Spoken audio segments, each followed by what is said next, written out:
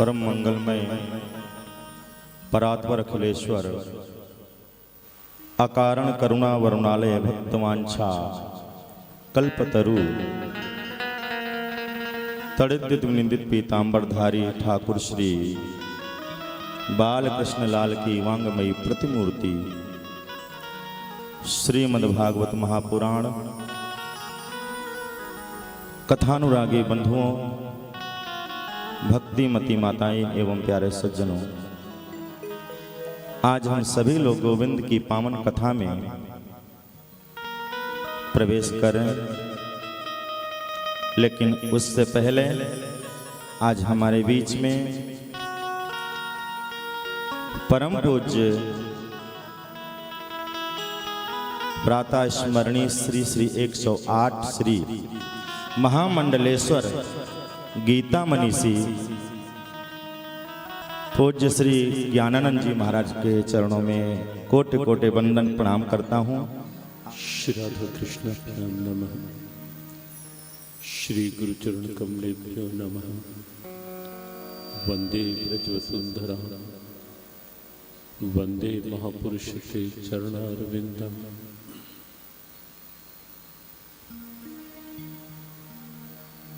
ब्रज की पावन धारा को नमन। ब्रज की धारा में भी प्यारे दुलारे कन्हैया की यह लीला स्थली क्रीड़ा स्थली, उनका निज धाम श्री वृंदावन धाम को नमन। व्यासपीठ को नमन। व्यासपीठ पर विराजित श्रद्धे आदरणीय विमल चैतन्य ब्रह्मचारी जी महाराज और पुरुषोत्तम मास में श्रीमद् भागवत कथा का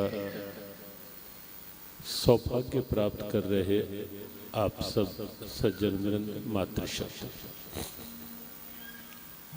अभी जैसा आदरणीय राम मुद्गल शास्त्री जी ने संकेत किया कि यह मास अधिक मास है, और अधिक मास का हमने कहा कि एक ही अभिप्राय है, इस मास में कुछ अधिक पुण्य हो, कुछ अधिक सत्संग हो, जीवन कल्याण का कुछ अधिक साधन हो, इसके लिए ये अधिक मास है।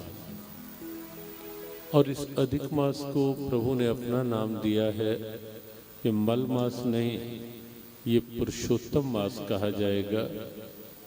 और जो प्रभु की शरण में आ जाता है वहाँ पर मल भला मल कैसे रह सकता है, वहाँ तो मल भी निर्मल हो जाता है। तो इस पुरुषोत्तम मास को प्रभु का नाम मिला है। और यहाँ तो नित्य उत्सव, अभी तो कोरोना का कुछ प्रभाव चल रहा है, तो भी हम देखते हैं कि परिक्रमा में अभी यहाँ तक आने में भी समय लगा कि वृंदावन धाम की जिस रूप में परिक्रमा चल रही है उससे कहीं दिख ही नहीं रहा कि कोई वृंदावन में भी कोरोना का कुछ है असर। या परसों हम गिरिराज जी गए, वहाँ की परिक्रमा में लोगों का भरपूर उत्साह भाव चल रहा है। श्री राधा वल्लभ जी के दर्शनों के लिए कल गए तो वहाँ झूला उत्सव था कल, आज शरद उत्सव है वहाँ।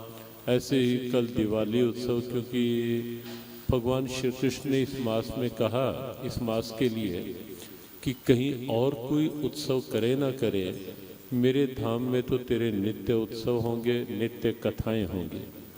तो कथा भागवत की कभी भी सुनो लाभ है, कहीं भी सुनो लाभ है।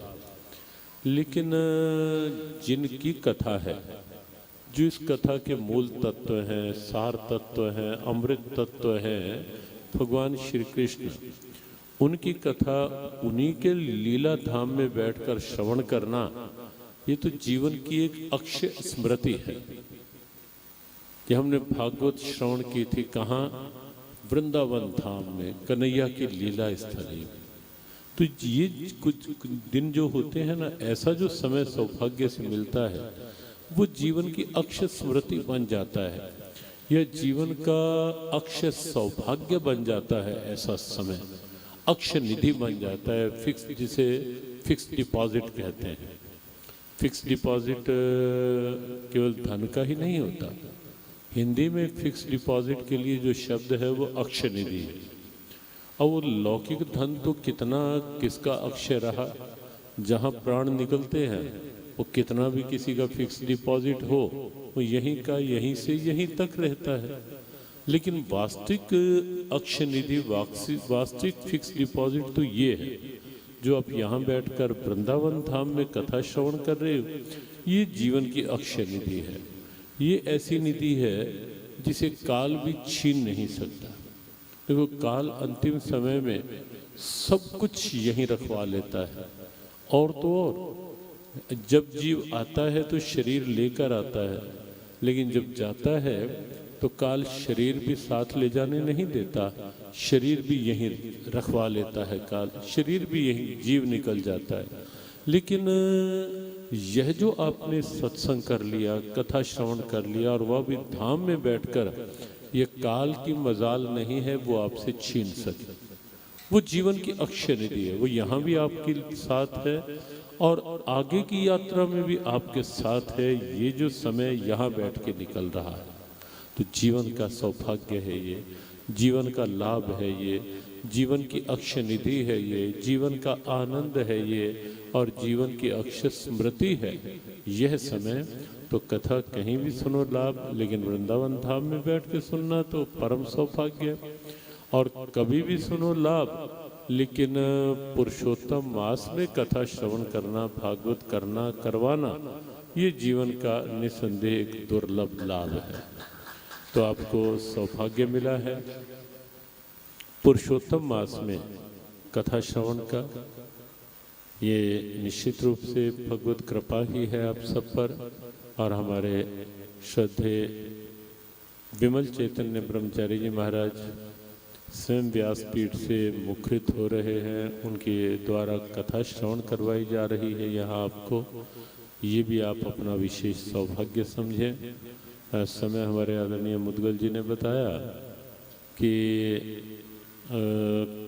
अनेक स्थानों पर कथा अनुष्ठान, अन्य अन्य अनुष्ठान हो रहे हैं। सबका आग्रह भी रहता है, लेकिन सब जगह जाना नहीं हो पाता।